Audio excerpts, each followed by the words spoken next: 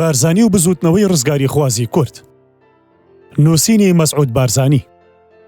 بەرگی سێیەم بەشی یەکەم 1961 بۆ 1975. شۆڕشی ئەیلول. شۆڕشی ئەیلول 1961 بۆ 1975. بەشی دوازدەیەم دوو کۆدێتاکەی حەڤە و سی تەمووس. ئەو کاتە هەموو تاوێک چاوەڕوانی ڕوودانی کۆدێتا دەکرا. بۆیە کە ڕوویدا ڕووداوێکی لاپڕ نەبوو. حیزبێک لە وڵاتانی عارەبدا نییە ئەوەندەی حیزبی بەعەز حەزی لە کۆدێتا سازکردن بێ. چونکە کۆدێتا تاکە ڕێگەیەکە بەعەز بتوانێ پێی بگاتە حکومڕانی و حکم لە دەست بگرێ. پیاوانی بەعەز لەم کۆدێتایی دواییەیاندا کەڵکێکی زۆریان لە تاقیکردنەوەی کۆدێتای شوباتی 1963 وەرگرت. ئەوە بوو توانیان عەبدوڕەزاق نایفی بەڕێوەبەری ئیستەخباراتی سپا و ئیبراهیم داود و سەعدون غەیدانی فەرماندەرانی پاسەوانی کۆماری ڕازی بکەن لەگەڵیان ببنە هاوپەیمان و پێش لە عەبدوڕەحمان عارف هەڵکەن کە ئەوەیان بۆ کرا کۆدێتاکەیان بە ئاسانی بۆ کرا. لە حەڤەی تەمووزی 1968دا چوونە سەر عەبدوڕەحمان محەممەد عارف کە لە ژووری نووسنەکەیدا نووسە بوو پێیان وت لە ئێستاوە تۆ بەسەر و کۆماری نەماوی. خۆت ئامادە بکە هەر ئێستا بەڕێ دەکەین بۆ دەرەوە. پاسەوانەکانیشی هیچ بەربەرەکانێکیان نەکرد. پێش ماوەیەک سەعب حەردان فەرماندەری ئینزیباتی لەشکری لەوە ئاگادار ببوو کە پلان گێڕیەکان چیان بۆ سەر و کۆمار لە ژێر سەردایە.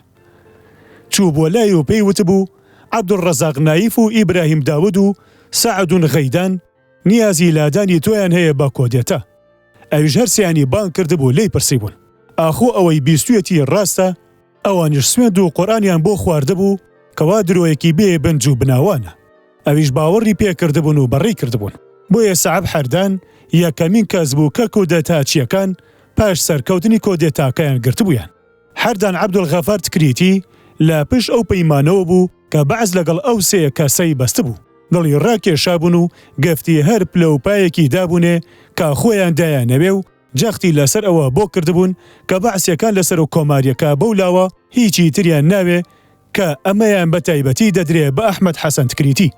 عەبدوڕەزاق نایفیش پایی سەرۆک وەزیرانی بۆ خۆی هەڵبژاردبوو. وەزارەتی بەرگریش بۆ ئیبراهیم داود بوو پاش ئەوەی کە لە پلەی عەقیدەوە بەرز کرایەوە بۆ پلەی فەریق و سەعدون غەیدانیش پلەی فەرماندەری پێگەی بەغدایدا بەخۆی لەگەڵ بەرزکردنەوە لە پلەی عەقیدەوە بۆ پلەی فەریق و هەمووشیان خرانە ئەنجومەنی سەرکردایەتی شۆڕشەوە. لە 20 تەمووزدا سەرۆک وەزیرانی نوێ بە نامەیە کە بەهۆی ساڵح یوسفیەوە ناردی. پەیوەندی بە بارزانیەوە کرد و داوای لێ کرد دوو وەزیری کورد دەستنیشان بکات بۆ ئەوەی بیان خاتە ناو حکومەتەکەیەوە. ئەویش ناوی موحسین دزەیی و ئیحسان شێرزادیدا. ئیستیخباراتی شۆڕش زانیاری لابوو کەوا ئەم پەیمانەی لە نێوان ئەم دوو لایەنەدا هەیە پەیمانێکی کاتیە و بەعسیەکان زۆریان پێ ناچێ لە هاوبەشەکانیان هەڵدەگەڕێنەوە. هەروەها زانیاریشمان لابوو کەوا لیوایدەی زرێپۆش کێشراوەتەوە بۆ بەغدا با بیانووی پاراستنی پایتەختەوە. لە کاتێکدا کە هێنانە بەغدای ئەم لیوایە با مەبەستی ڕێخۆشکردن بوو بۆ کۆدێتایەکی نوێ.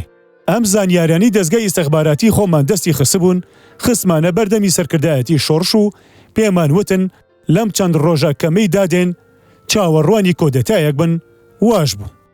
بەو جۆرە کە هەمووان دەیزانن کۆدێتاکە لە سی هەمان مانگدا کرا. بەعسیەکان کۆدێتایەکی نوێیان کرد و عەبدوڵڕەزاق نایف خرایە باڵەفڕەیەکەوە و ڕەوانە کرا بۆ دەرەوە و ئیبراهیم داودیش کە لە دەرەوەی عێراق بوو چوو بۆ بەسەرکردنەوەی هێزەکانی عێراق لە ئوردون. لە وەزارەتی بەرگری لابرا و نێردرا بۆ دەرەوە و هەریەکی باڵیۆزخانەیەکیان پێسپێردرا. بەڵام سەعدون غەیدان لەبەرەوەی لەگەڵ بەعسیەکاندا ڕێکەوتبوو هێڵڕایەوە. پاش کۆدێتا بەعسیەکان وەزارەتێکی نوێیان پێکێنا. زیاد لەو دوو کوردەی کە لە وەزارەتدا بوون تا مەحێدین معروفیشان خستە پاڵ بەو پێەیە کە یەکێکە لە بەرپرسانی سەرکردایەتی جا 66ەکان. سەرکردایەتی شۆڕش ناڕەزایی خۆی لابوونی تەها لە وەزارەتدا پیشاندا و حکوومەتی کرد بە سەرپەشک لە یەکێ لەم دوو بژارەدا. یان دوو وەزیرەکەی ئەم لە وەزارەت بکشێنەوە یا حکوومەت واز لە هێنانی ئەو وەزیرە بۆ ناو وەزارەت بهێنێ. واتە وەزیرەکانی شۆڕش بمێننەوە و حکوومەت ئەولا بدە. بەڵام حکوومەتی نوێ ئەوەی پێ باش بوو ئەو بهێڵێتەوە کە مەسەلەکە وای لێهات نوێنەرەکانی شۆڕش لە وەزارەت کشانەوە. لەوانەیە مەبەستی بەعز لەمە ئەوە بوو بێ پاداشتی چاکەی تاخمەکە ئیبراهیم ئەحمەد بداتەوە بەرامبەر بە هەڵوێستیان لە شەڕاگرتنەکەی شۆباتی 1964 لەگەڵ عەبدولسەلامدا تا ساڵی 1968 گەیشتە ئاخر و ئاخری. هیچ شەڕێک لە نێوان هێزەکانی شۆڕش و هێزەکانی حکوومەتدا ڕووی نەدا. بەڵام پێکدا هەڵپژان لە نێوان پێشمەرگە و جا 66ەکاندا توند و تیشتر دەبوو. بەڵێ جار و باریژ هەندێ شەڕی لاوەکی لە نێوان سوپا و هێزەکانی شۆڕشدا دەقەومە. لە یەکەمین ڕۆژەکانی کۆدێتادا و بە تایبەتی پاش 30 تەمموز بەعسیەکان دەیانویست سیمایەکی نوێ بکەن بابەری حکمڕێنیەکەیاندا تا بە جۆرێ دەرکەوێ جیابێ لەوەی لە 1963دا پێوە هات بۆ حکمڕانی دانی بەهاڵەکانی حکمڕانی پێشووینە. هەروەها ویستیشی خۆی لە حیزبی شیوعی نزیک کاتەوە ئەندامە بەندیەکانی حیزبی لە زیندانەکان کردە دەرەوە. ئەم خۆ نزیکردنەوەی بەعز لە شیوعیەکان لاکردنەوەیەکی لەوانیشەوە بەلای بەعزدا بەدەمەوە بوو تا ڕادەیەک وای لێکردن لە ساڵی 1972دا ڕیزەکانی شۆڕش بەجێبێڵن و بدەنە پاڵ بەعسیەکان و هێزی تایبەت بە خۆیان پێکۆبنێن. ڕژێمی نوێ لە جاران زیاتر پشتی بە جاشەکانی 66 دەبەست و ئەوانش پەیوەندی خۆیان بە ڕژێمەوە پتەوتر کرد و ئەو لە بەرەیەکدا کۆبوونەوە و ڕژێم دەستی کرد بە لە ناوبردنی نایارەکانی. پاشانی هێرشێکی دڕندانی بردە سەر کوردستان و لە ناوەوەی عێراقیشدا تیرۆرێکی داخست کارەساتەکانی 1963یانی دەهێنایەوە یادی خەڵک. سەر لە نوێ دەرگاکانی قەسرە نیهایی کردەوە و کەسایەتیەکانی وڵاتی لە گەورەوە تا بچووک و هەر کەسێک گومانی نێری لێ دەکرد هەمووی دەستگیر دەکرد و ئاخنی نییە قەسرە نیهایەوە.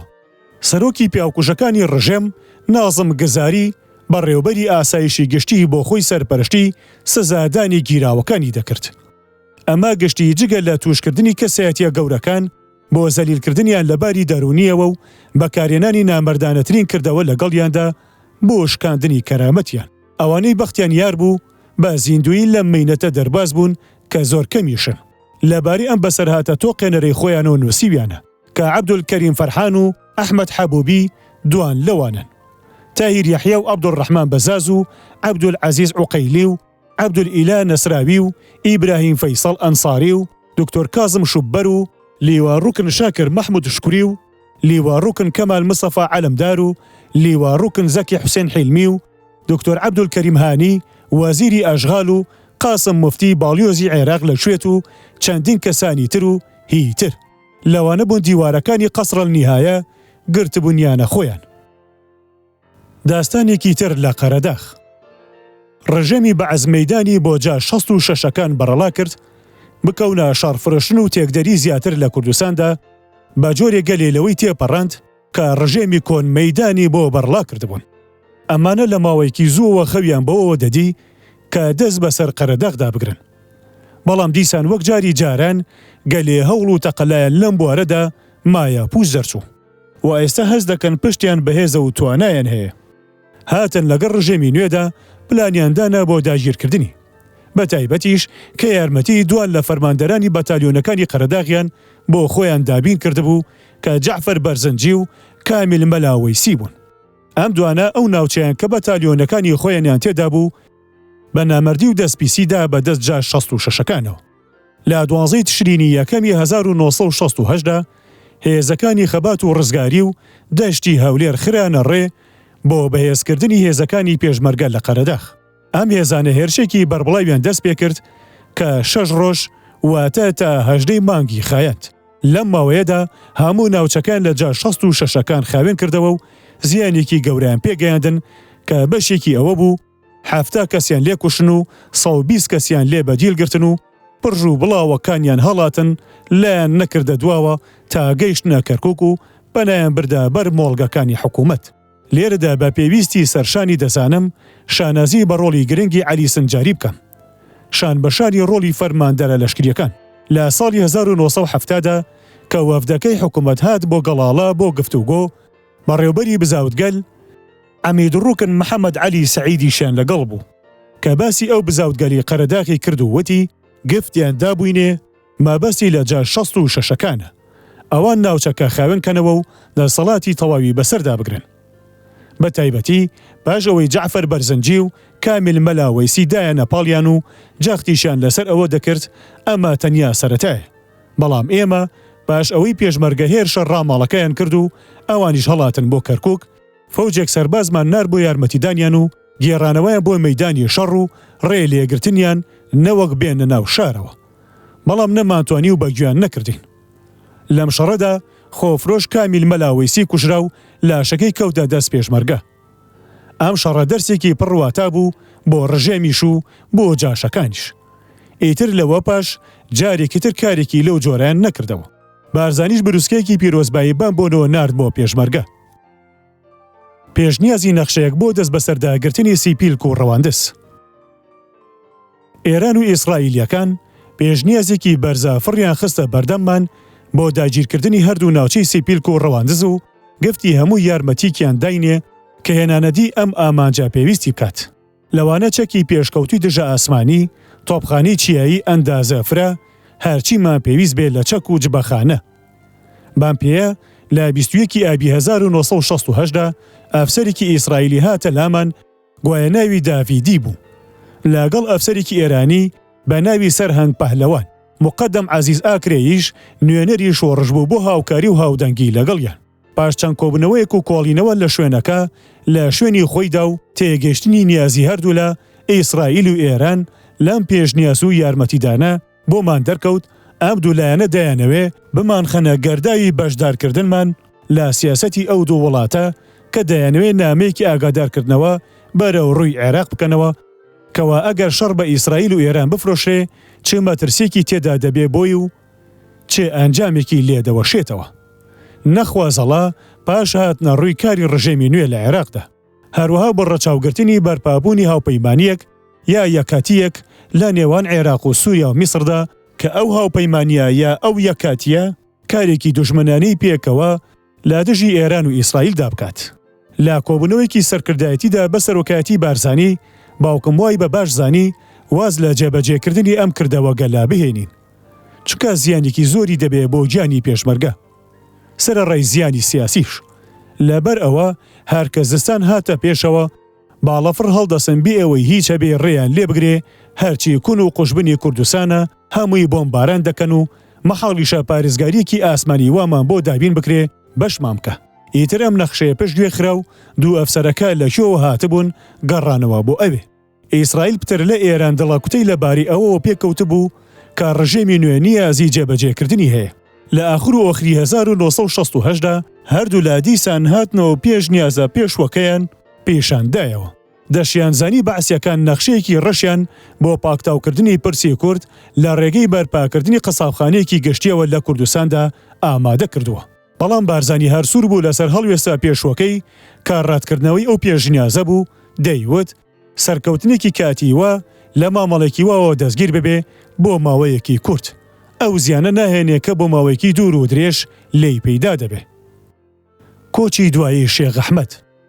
کۆچی دوایی شێخ ئەحمەدی بارزان هەلێکی گەوری بۆ چارەسەری ئاشتی خوازانە ڕەخساند.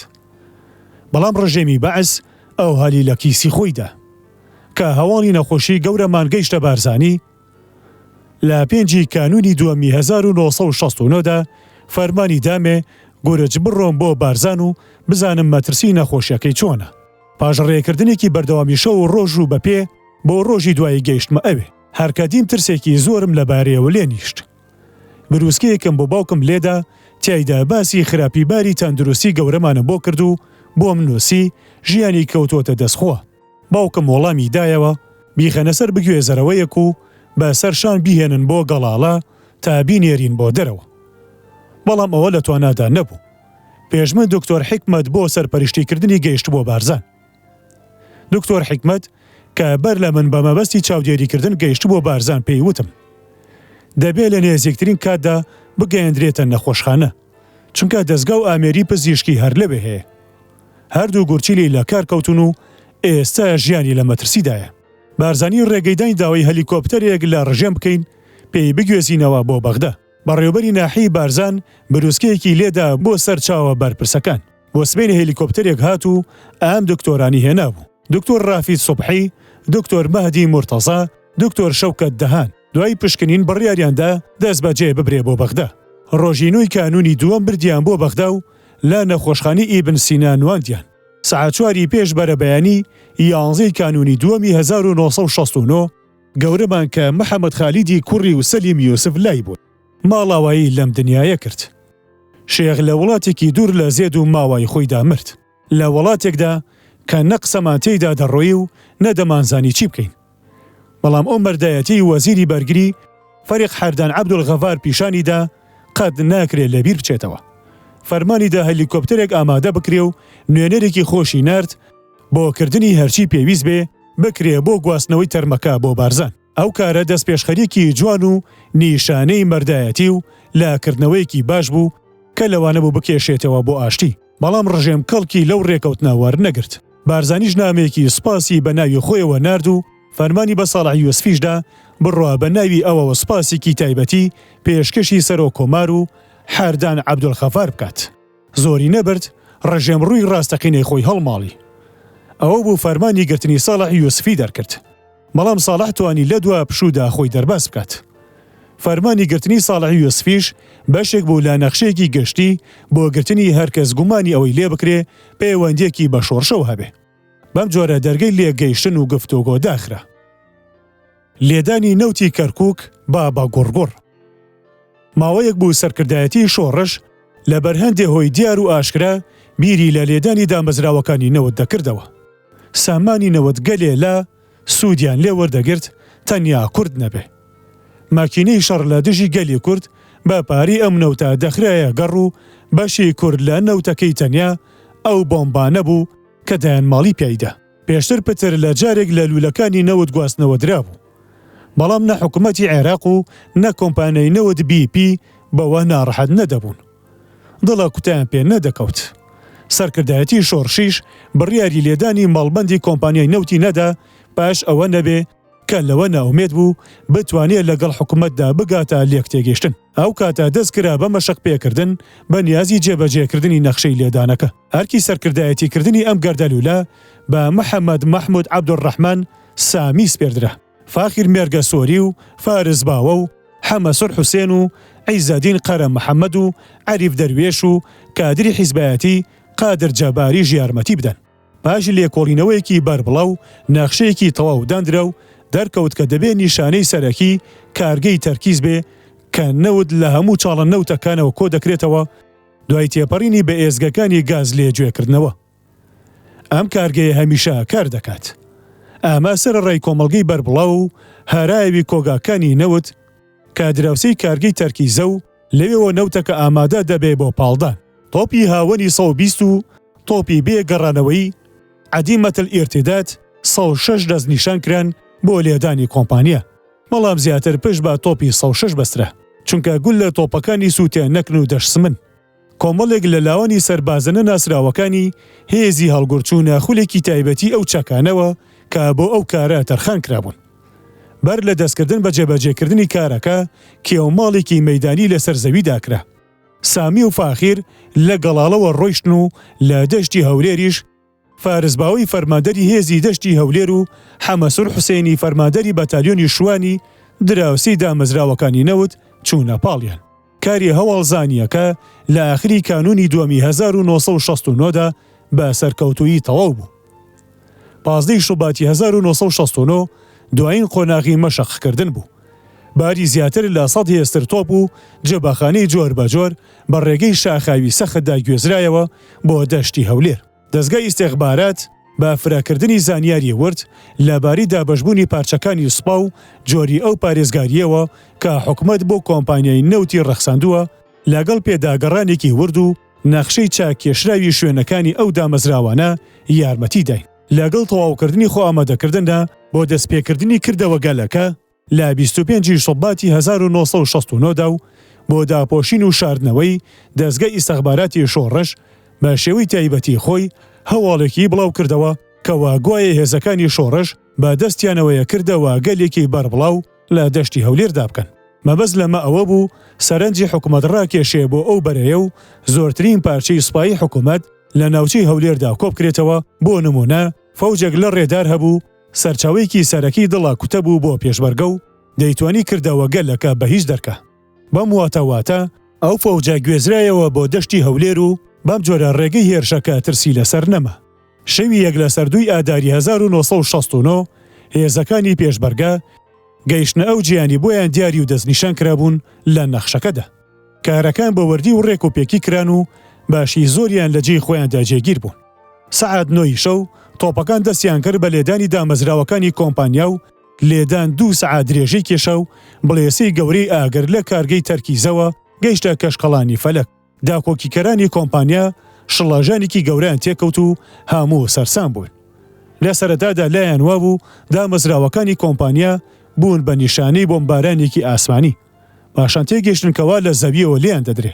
پاش ئەوەی کردەوە گەلەکە تەواو بوو، حکوومەت هەندێک باڵەفڕی نارد، بەڵام نەیانتوانی هێرش هاوردووەکان بدۆزنەوە. سەعاتی 11 بروسکەیەک لە محەممەد مەحموود سامیەوە هات، وای دەگەیاند کردەوە گەلەکە بە سەرکەوتوویەکی تەواو بووە. ئیشارەتی کردەوە گەلەکە وشەی ڕووبار بوو. ئەوە یەکەمین جار بوو کردەوە گەلێکی وا بوێرانە بکەین. ئاماژ لەم کردەوە گەلە ئەوە بوو کارێکی واتایی بکەینە سەر وەرەی ڕژێم زیاتر لەوە کە زیانی مایەکی پێ بگێرین. نامەیەکی ئاشکرامان نار بۆ ڕژێم کەوا شۆڕشی کورد داتوانێت دەستی خۆی بگەێنێتە گەورەترین سەرچاوەیەکی ئابووری ژیواری پشتبێ بەسرەوە. ئەم کردەوە گەلەی کردمان تا ماوەیەکی درێژکارستەیەک بوو بەدەست ڕاگەیاندنی بیانیەوە. لێی دەدوان و لەسەریان دەنووسی. پاڵی بە هەندێک لایەنی دەرەوەنا چاو بە هەڵوێستی سیاسی خۆیاندا لە ئاز ڕژێم و لە شۆڕشەکەی ئێمەش بگێڕنەوە. هاو ئاوازی و هاوکاری و هاودەنگی باڵی خۆیان بەسەر ئەو هێزانەدا کێشا بوو کە ئەم کردەوە گەلەیان جێبەجێ کرد. بۆیەوە بە سەرکەوتوویەکی تەواو بڕایەوە.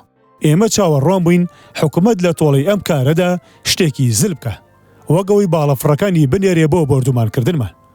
خۆشمان بۆ ئەمە ئامادە کردبوو، بەڵام هیچ شتێک لە ڕژێمەوە دیاری نەدا. پاش ڕێکەوتنی 11 ئادار لە هەندێک لە بەرپرسەکانی حکوومەتم پرسی چۆن بووە هیچ کاردانەوەیەکتان بەرامبەر ئەو کردەوە گەلەی ئێمە نەبوو، چی ڕێی لێگرتن شتێ بکەن. لە وەڵامدا وتیان وەڵا ترسی ئەوەمان هەبوو دژە باڵەفڕەشتان هەبێ.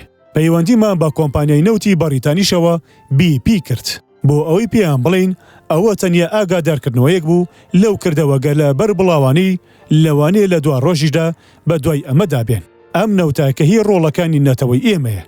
ئێستا بۆ گیان کێشانمان و دەربەدەرکردنی خۆمان و ژن و منداڵمان و فەوتاندنی ماڵ و زەوی و زارمان بەکاردەهێنرێ. خاوەن ماڵ لە ماڵی خۆی بێبەشە. لەسەر ئێوەش پێویستە بەڕاستی بیر لەوە بکەنەوە کە مافی خۆمان لە دەرامەتی نەوت بگەێننە دەست. ناوەندی کۆمپانیای نەوت لە لەندەن ڕۆژنامەنووسی ناسرا و لۆرد کێل برانکی ئەندامی ئەنجومەنی لۆردەکانی بەریتانیای لەگەڵ پیاوێکی ترکە دەیوت ناوم بلاک بێرنە. نار بۆ ئەوەی گفتوگۆیەک لەگەڵ شۆڕشدا بکەن و نەخشە و بەرنامەیەکی پەیوەندی بۆ پاشە ڕۆژدانین. کۆمپانیا ئیشارەتێکیشی بۆ ئەوە کرد کە لەوانەیە پشتگیریەکی مایەکی پێشکەشی شۆڕش بکات بۆ دابینکردنی ئەوە کە لەمەولا ئەو جۆرە کردەوە گەلە دووبارە نەکرێتەوە. بەڵام پاشان پەنای بردەوە بەر فڕوفێڵ و شێوەکاری پێچەڵپێچ و مەسەلەکە هیچی لێ نەوەشایەوە. کاردانەوەی حکوومەت ئەوەندە بوو سەنگەربەندیەکی زۆر لە ڕادەبەدەری بە دەوری دامەزراوەکانی کۆمپانیادا کرد و بەتانە گەماڕۆیدا و هێزێکی پیادەی زۆری هێنا بۆ پارێزگاریکردنی. کردەوەگەلی بابە گۆڕگۆڕ نامێکی زۆر ڕەوان بوو بۆ هەموو لایەنەکان.